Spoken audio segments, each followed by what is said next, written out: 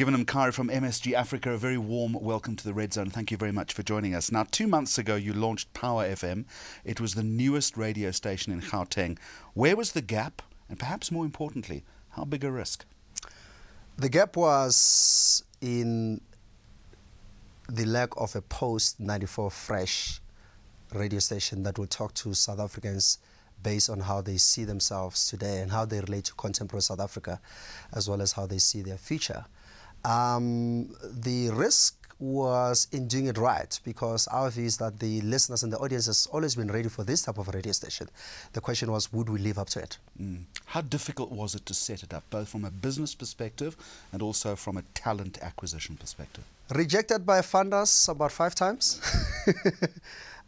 Took about 5 years from initial license submission to licensing. Attracting critical talent, competing with some of the established entities for talent, and infrastructure is infrastructure. And I guess the first few months has been to get all that conceptual work into real, something that is effective, something that people can relate to, and also getting all those big names to gel into one team, which is still work in progress. It's the funding thing that is interesting. How did you convince those funders that you had a viable business proposition here? Funders tend to look, they've got this big phrase of skin in the game. So initially we thought we'll go with 10% equity and then 20. We ended up with about 33% own equity that we put in there. So to the extent that we're prepared to risk our balance sheet and our own relatively low resource base into a startup. Secondly, quite frankly, none of the commercial banks were even prepared to look at it. In their view, they don't make a distinction between commercial radio, public service radio, and community radio. They're like, oh, too many radio stations. But couldn't see the overt and obvious gap that in the talk space and in commercial radio, there actually was nothing that will be talking to the majority of South Africans in the format that I think is the future. But fortunately, FDIs, both NEF and IDC, on the back of having pushed us on the equity side, we ultimately got them to back the business. So take the business out of the media space. What advice would you give any young startup?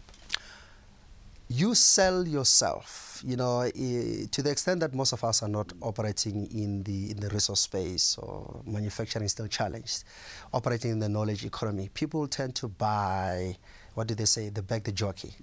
And the extent to which a jockey will be backed will be how authoritative and how much of an expert are you in that which you're talking about. Because ultimately, it's a combination of your skills, expertise, your passion, and the extent to which you're prepared to go to back yourselves. And if you confidently back yourself, you are likely to back the idea that comes from yourself, and therefore can convince other people to back yourself. So the jockey is the business.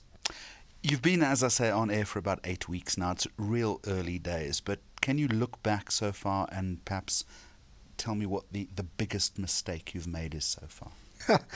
The biggest mistake in a startup is to assume that the level of conviction and depth and passion will be shared from the person who cleans to the person who dirties the room. The truth is, you're lucky to keep that which was on paper and convert it into reality, and you need to be ready to forgive yourself. Yeah. Unfortunately, the bulk of the members of the team have understood that we've had to make certain adjustments in a very short space of time. And I guess what helps is that at that stage, it hasn't gotten to a point where people feel it's personal, because it's early, so you haven't upset enough people to make personalized decisions. So we've had to make certain adjustments both on air and behind the scenes. Passion is such a cliche in business, yet it is so critical. How do you infuse the passion that you're talking about on a day-to-day basis, particularly when a startup, and it's emblematic of a startup, is going to be making mistakes all the time, and people as a result of that will become demoralized?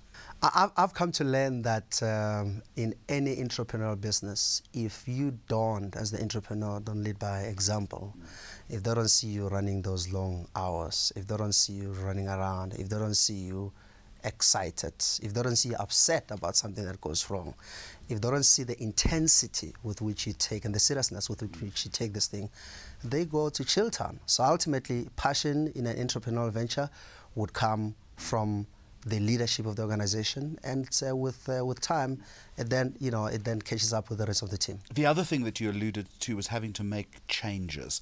I would imagine in any startup you've got to be able to make. You go in one direction, you say that's not working, I've got to change quickly.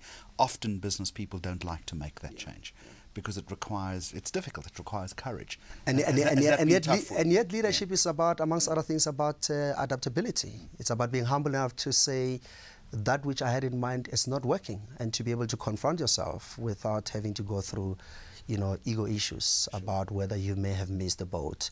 So for me, being decisive is a critical character trait of a business person, and also being humble enough to say, I got it wrong, but I'm big enough to face it and deal with it. Is there enough humility in South African business right now?